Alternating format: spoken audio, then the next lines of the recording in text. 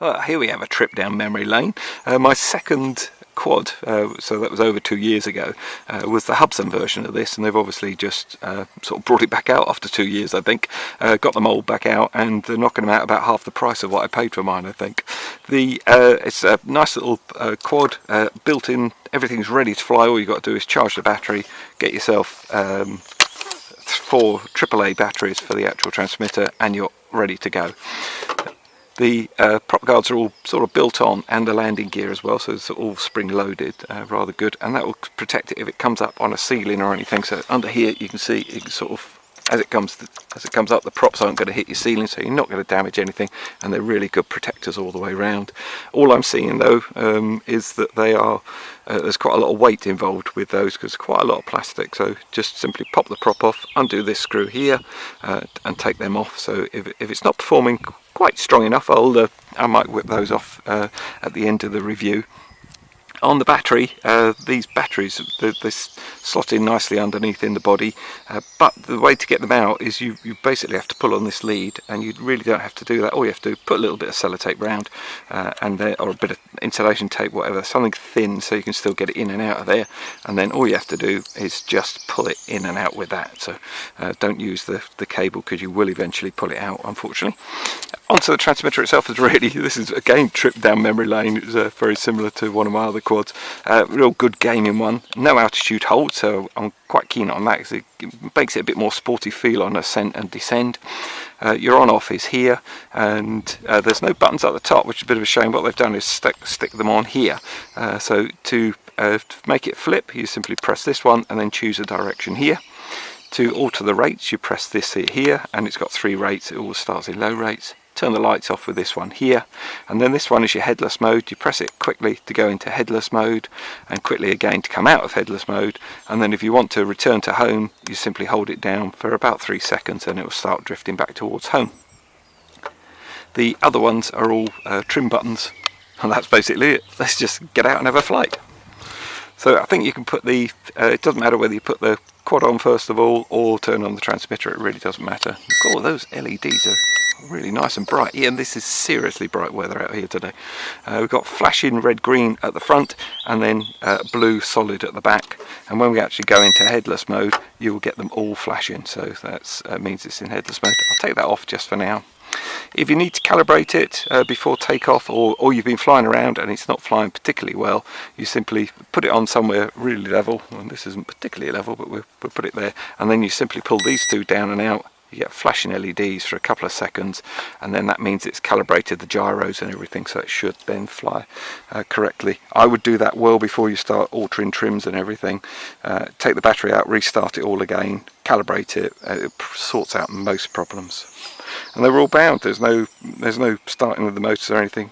It's a mode 2 transmitter, so simply you've got a throttle here, and then you've got your yaw, so you go right and left, and then pitch forward with that one, pitch back, and then roll right, roll left. Heck, enough talking, let's fly. So that's in low rates, as I say. A tiny little bit of breeze in the garden. It's just enough to sort of stop that. It is really slow rates. But if you're new to flying, absolutely ideal. Like I say, this prop guard's absolutely superb. You're not going to do any damage with anything on that.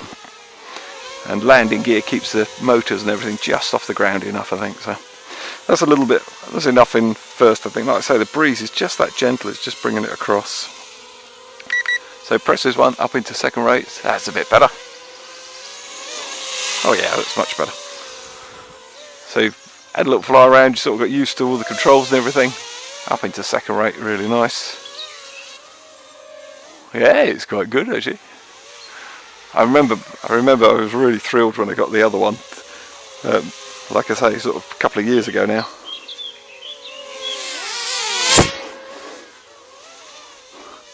Right, let's see what the flip's like. So simply press this one down. Oh, it flips well actually.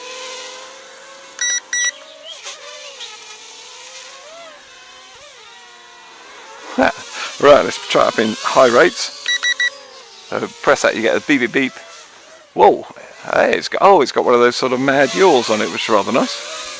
So it's definitely usable. but you come round to about a third on the yaw, and then all of a sudden it would just go really mad on it.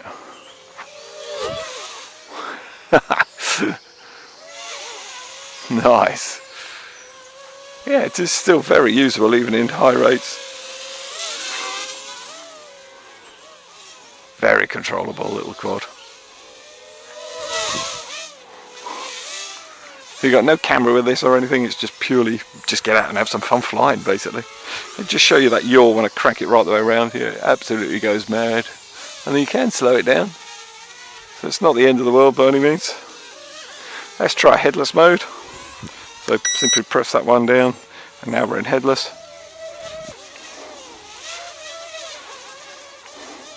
Not something I'm really that fond of, but whoops. I just bring that back towards me in headless.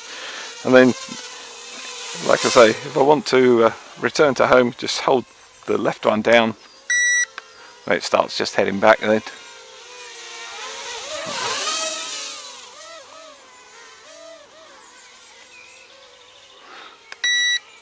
That's it, that's just turned the headless off again, so quite simple to do. And you can tell, yeah, those LEDs are pretty bright actually, especially for the weather we're having. So as I say, really nice and precise little flyer.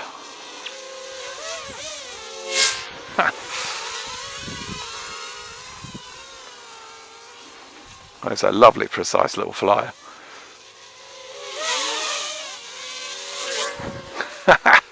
Okay, my old one used to be able to flip, and I'm not too sure whether I could do it with this or not, so I'm just going to give it a go. Yes, it does, no problem at all. So this is manually flipping, so we're not actually using the buttons or anything. And basically, you choose either roll or pitch, or you could do both actually with this one.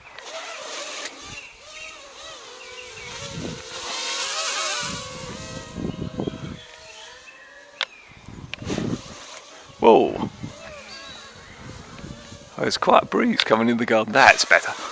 Almost better into breeze actually, it sort of turns it over quicker. There we go, oh, easy done. I've done a whole video on how to do flipping, so if this is your sort of thing, then go and give it a look. I'll put a link down in the description for you. So visiting an old friend could go either way, can't it? Well, this one went in a positive way, I think. This was a trip down memory lane for me, and yeah, it was pretty good actually, and very enjoyable to fly. The protection on it is absolutely superb, and I haven't even bothered taking it off because I can still do everything with it. It flew sporty enough for the review, that's for sure. Take them off, you're going to get a little bit more sporty, probably just a little bit more flight time as well. I was getting between 7.5 minutes, no problem at all, but I do tend to bat around, as you probably know. The transmitter worked really well and is comfortable in the hand. Just wish they'd mark it up what did what, but they don't tend to on a lot of them because they use them on all different quads, which is fair enough. And I like the fact it didn't have altitude hold. Sometimes I like them, sometimes I don't, depends how I want to fly. So this one I was actually very pleased it didn't have altitude hold on. The range was about 40 metres, and then you get a drop out, and once it's dropped out you have to sort of turn it off, turn it all back on again and rebind, otherwise it flies a bit squirrely, my mate would say. It sort of goes all over the place, it just chooses whatever direction it wants to go in, and sometimes just falls. So definitely if you've gone out of range, rebind, I would turn everything off, turn it all back on again and start again. It's absolutely fine. If you don't go out of range, I never had a problem with it at all.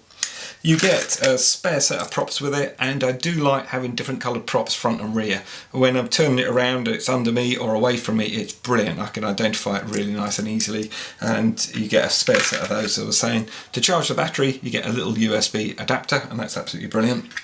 Now the battery you get with it is a little 250 milliamp hour single cell, and that fits in really nicely. But what I'll do is I'll put a link down in description. You can buy these 380 batteries, and they're a little bit bigger, a little bit heavier, but it'll probably give you a longer flight time because you've got a fair bit more power in there, and they fit in no trouble at all. So that's, you know, that's a really they're really useful, and it's the same connector and everything. So, and you can pick up sort of 5 of them really cheap. So if you're going to be flying, you won't want to be charging all the time.